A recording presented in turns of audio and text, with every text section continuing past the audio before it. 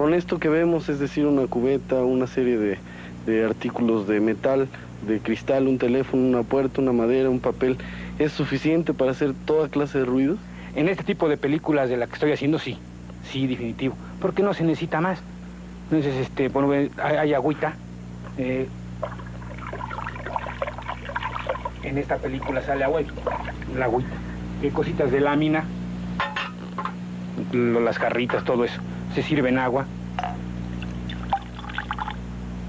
El teléfono, que es importante. En todas las películas de la que pasa dentro de una casa, sí es muy importante el teléfono porque siempre se usa. La puerta, pues es normal, porque en todas las películas sale puerta. Toda. Los pasos.